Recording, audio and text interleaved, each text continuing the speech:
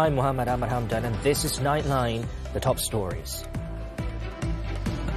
Putrajaya to cautiously evaluate US trade agreement, says Prime Minister. Tragedy in the skies. 11 dead as twin disasters strike India and Iran.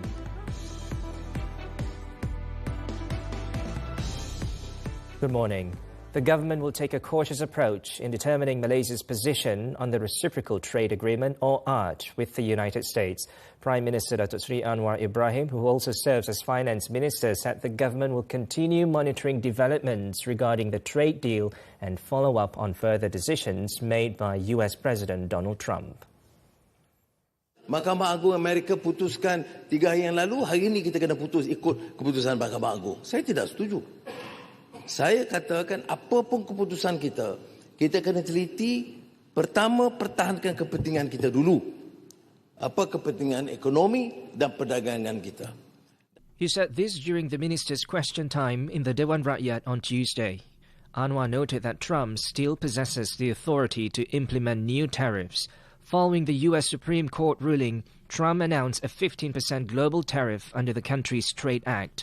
The Prime Minister explained that the global tariff actually benefits Malaysia because the rate is lower than the 19% under the Agreement on Reciprocal Trade.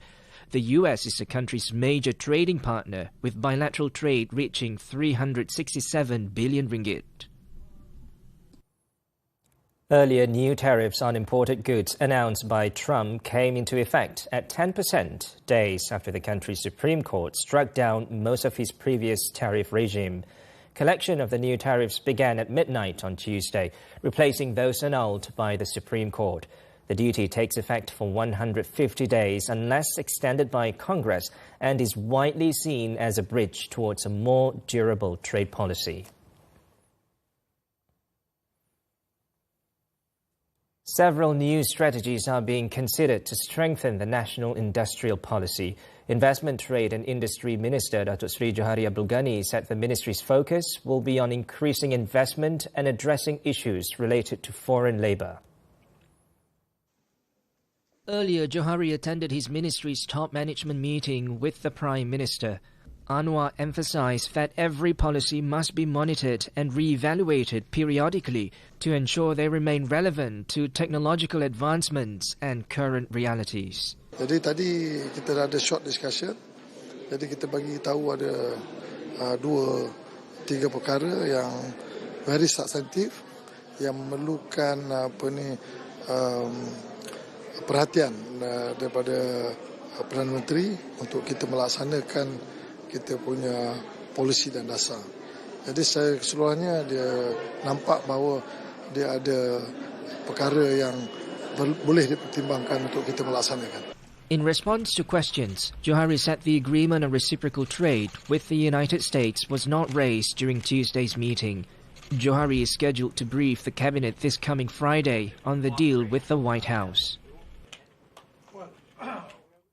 The Road Transport Department said it will provide full cooperation to the Malaysian Anti-Corruption Commission in any investigations on its officers colluding with syndicates.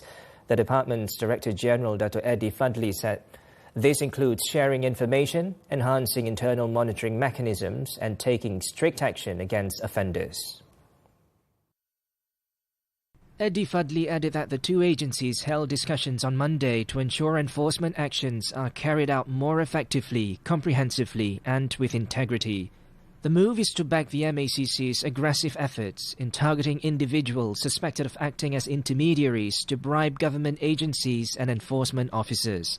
A day after the discussions, the two agencies conducted a joint operation dubbed Op Middleman, aimed at dismantling the largest syndicate protecting lorry operators in Peninsular Malaysia. The raids, carried out at multiple locations across the Klang Valley and Negeri Sembilan, resulted in the arrest of 12 individuals, including 3 enforcement officers. The remaining 9 individuals suspected to be agents and middlemen were found to have offered and paid bribes of up to 4,500 ringgit per month to enforcement officers in exchange for protection and to avoid action against their lorries.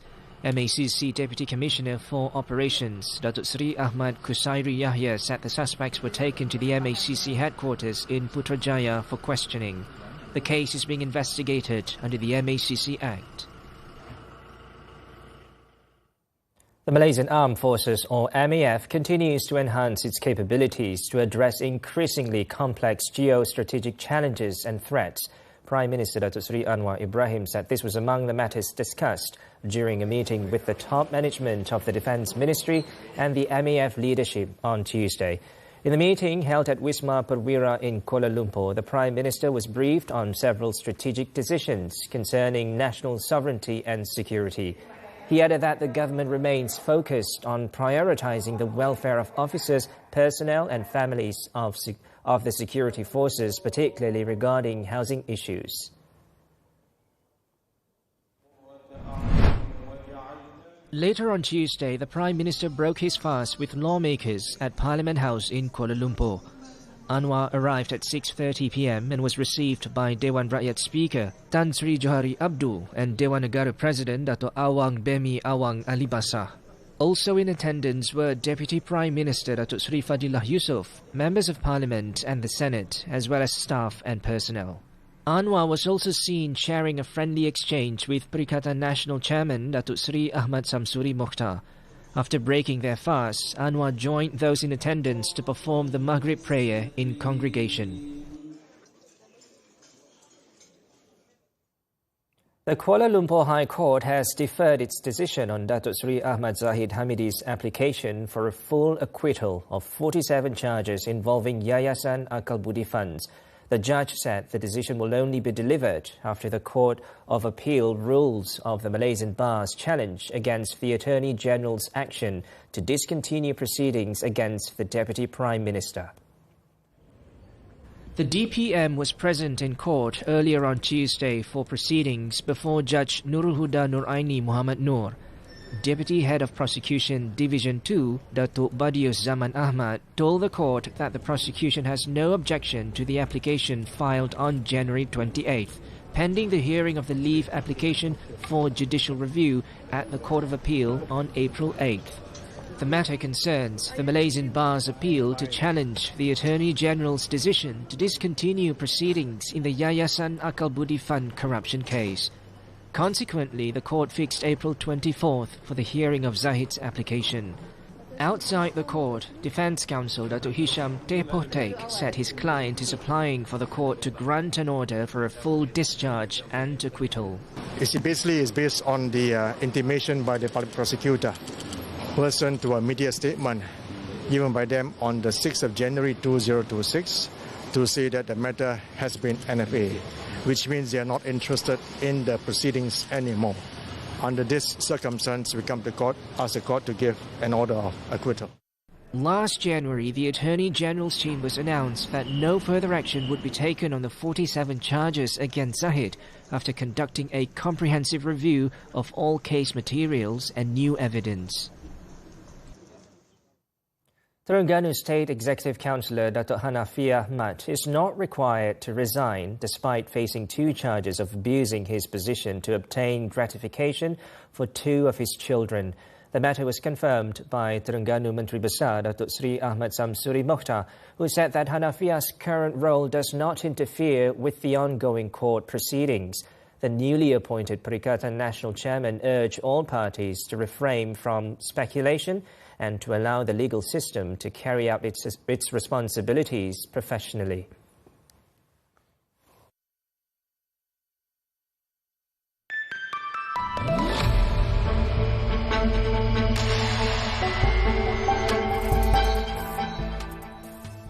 The government has halted the development of data centres unrelated to artificial intelligence or other high-tech advancements. Prime Minister Datuk Seri Anwar Ibrahim said the measure aims to reduce pressure on the nation's energy grid and water supply, which could otherwise impact domestic consumers. Anwar explained that the government had enforced the restriction on non-AI related data centres for the past 2 years. Kalau ada manfaat dari sudut penambahan teknologi tinggi dan AI, itu mudah diluluskan. Jadi semua permohonan baru yang tidak ada kaitan, hanya data center kerana menggunakan kemudahan air yang lebih murah dan harga tenaga yang lebih murah, itu sudah pun dihentikan. The Prime Minister added that various measures are being taken to boost the country's energy and water supply capacity in the long term. This includes leveraging the ASEAN power grid and plans to channel supply from Sarawak to Peninsular Malaysia. What's really behind Malaysia's strong vehicle sales and what does it mean for 2026? Is the EV surge here to stay? And how much of this growth is truly local? As costs and policies evolve, where is car demand heading next? Azaria Tagaya speaks with MAA President Muhammad Shamsul Muhammad Zain only on Money Matters this Saturday at 4:57 p.m. on TV3 and stream on Tonton.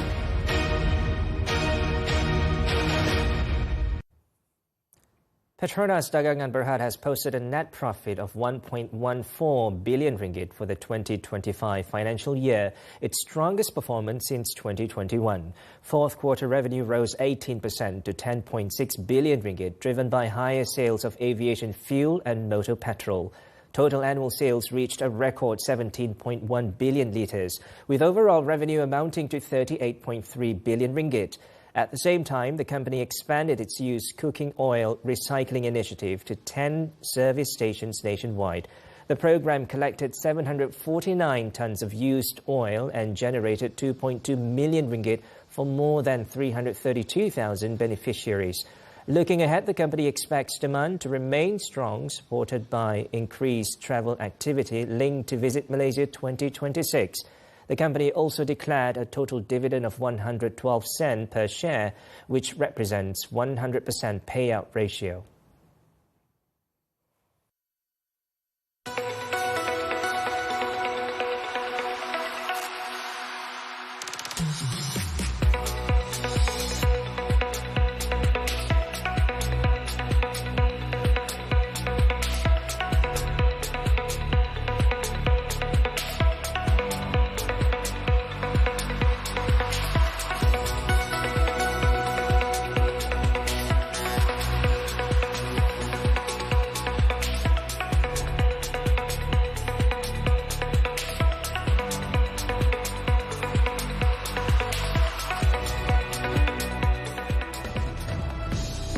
Immigration crackdown on Ramadan Bazaar. 13 Indonesians arrested. This and more after this breather.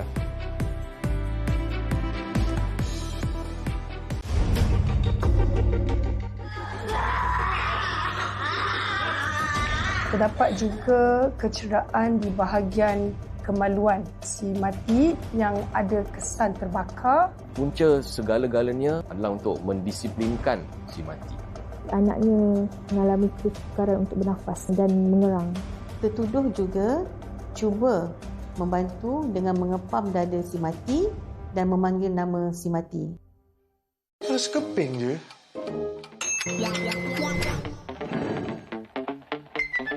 Mesti shopping pun boleh.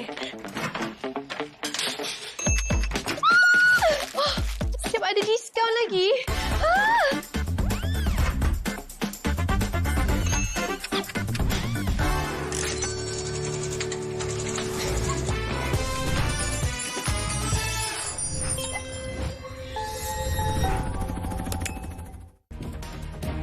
Unlocking the future of business. From industry evolutions to policy changes, we go beyond the headlines. Deep insights, sharp analysis. Understanding the forces driving tomorrow's economy. Key financial insights that drive decisions. This is Money Matters, every Saturday, 5 p.m. Only on TV3 and stream now on Tonton. Malu adik saya ni macam mana? Aris saya menikah dengan Rena. Saya takkan pernah anggap awak suami saya sampai bila. Itulah. Dulu orang suruh belajar, tak nak belajar. Betul ke kau ingin kahwin? Aku tak nak cakap hal tu sekarang ni. Aku nak luahkan perasaan. Daus, aku ni. Aku suka kau. I tengok tadi pun you dengan Ustaz kan macam tak ada chemistry. I haven't said yes.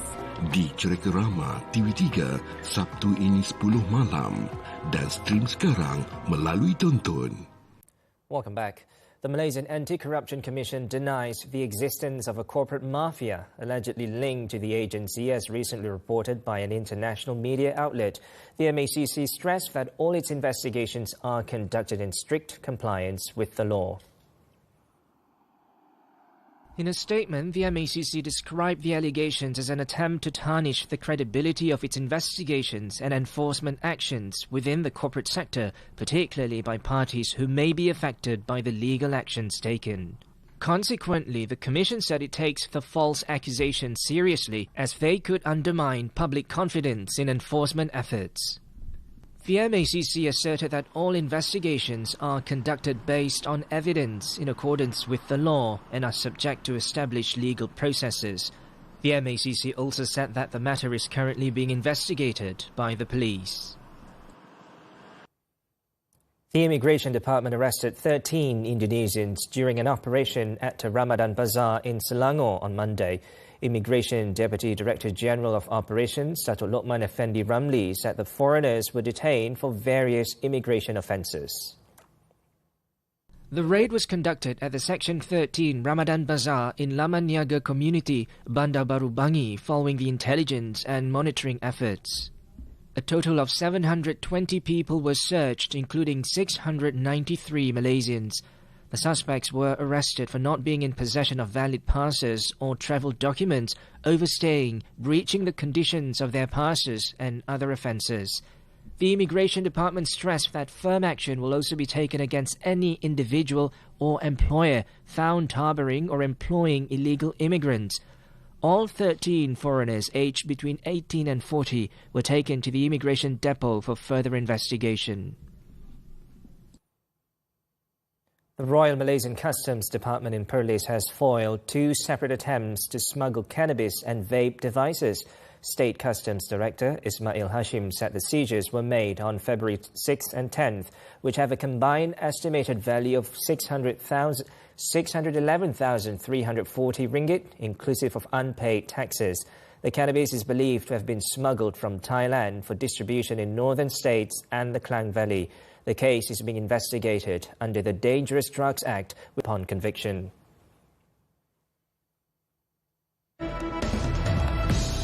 US winter storm, more than 11,000 flights cancelled. The details when Nightline returns.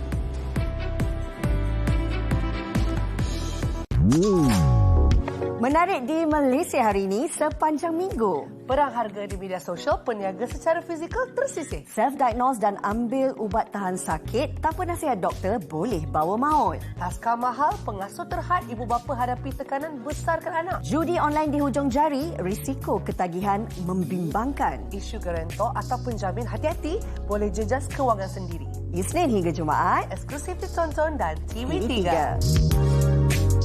Macam mana Aira boleh terfikir dan Aira nak serahkan abang pada orang lain?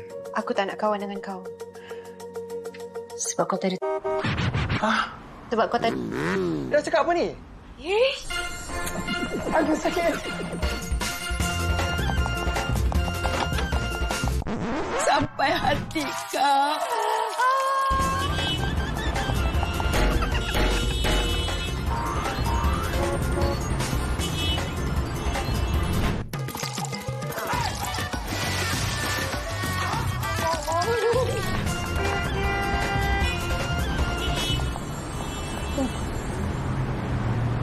Oh, tak nak kawan dengan abang sebab tak ada tonton ke? Yelah, kan RM9.90 je. Sekarang barulah boleh kahwin. Kawan-kawan. Anda sedang menonton podcast Biar Tahu Jangan Keliru.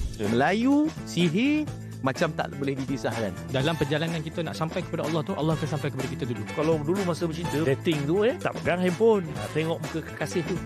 Unik. Complicated lah. Aku tak tahu, aku main forward ya. Kekalkan adab kita di media sosial. Setia bersama dengan kami di podcast Biar Tahu Jangan Keliru. Welcome back. Onto the foreign front. At least 11 people were killed in 2 separate aviation accidents in India and Iran on Tuesday. In India, 7 people died when a chartered air ambulance crashed near Simaria in the eastern state of Jharkhand. The Directorate General of Civil Aviation said on Monday that the Beechcraft C-90 aircraft operated by Redbird Airways took off from the state capital Ranchi, but requested a change in its flight route due to bad weather. The plane subsequently lost communication and radar contact just 23 minutes after departure. Officials confirmed that all those on board were found and pronounced dead, including 2 crew members. A team from India's Aircraft Accident Investigation Bureau has been sent to the site to determine the cause of the crash. In a separate aviation tragedy, 4 people were killed when an Iranian army helicopter crashed into a fruit and vegetable market in the central province of Isfahan on Tuesday. The pilot and co-pilot were killed, along with 2 market vendors on the ground, after the helicopter went down in Dorche, prompting emergency services to rush to the scene and extinguish the fire. The crash is believed to have been caused by a technical failure. The incident comes a week after a US-built F-4 fighter belonging to Iran's Air Force crashed in the western province of Hamdan. A major storm hit the U.S. East Coast on Monday, bringing record-breaking snowfall that caused disruptions for millions and thousands of flight cancellations. More than 11,000 flights have been grounded through Tuesday, and over 500,000 homes and businesses lost power. Parts of Rhode Island and Massachusetts recorded nearly 94 centimeters of snow, while New York City's Central Park saw more than 48 centimeters. Weather warnings stretch from North Carolina to northern Maine, with some extending into eastern Canada. Travel across the region has also been severely disrupted. The so-called nor'easter has now moved into coastal eastern Canada, though strong winds are expected to continue.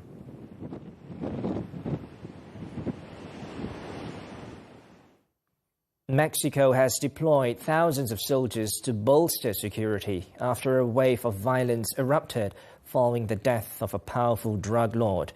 Unrest has erupted in at least 20 states following the death of Nemesio Oseguera Cervantes, known as El Mencho, shortly after his capture by Mexican special forces in Jalisco. Defense Secretary Ricardo Trevilla said an additional 2,500 soldiers were sent to western Mexico on Monday, bringing total troop deployments to 10,000 since Sunday. Meanwhile, residents in Aguililla reported road blockades, while in Guadalajara, schools remain closed and most public transport was suspended. At least 25 members of Mexico's National Guard have died in Jalisco state since the violence erupted.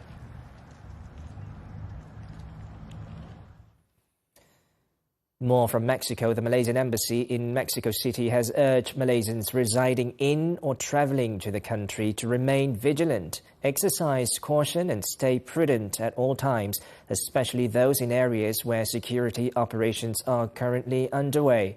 In a statement, Wisma Putra also advised Malaysians to comply with the instructions issued by the local authorities. So far, no Malaysians have been reported to be involved or impacted by the incident.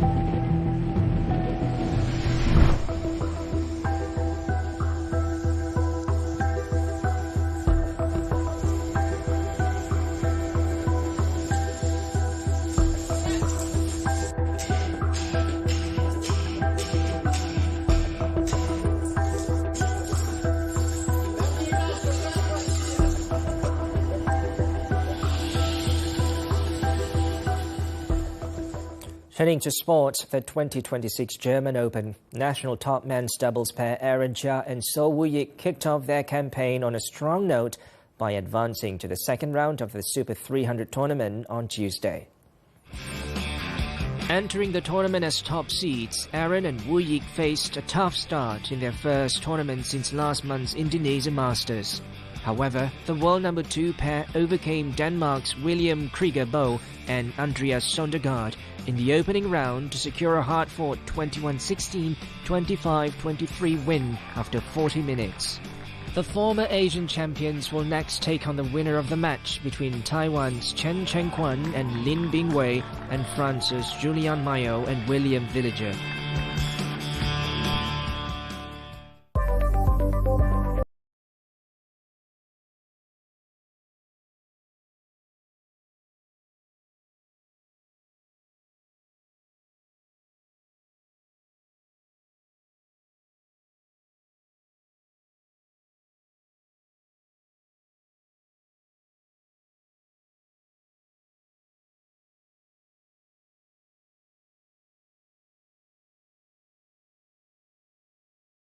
And that concludes Nightline this time around. Before we leave, let's take a look at the Jogo Karyan Mosque in Yogyakarta, which serves thousands of free iftar meals each evening, powered by donations. A reminder that in this holy month, sharing is the greatest blessing of all. With that, I'm Muhammed Ahmad Hamdan. Thanks for watching and selamat bersahur.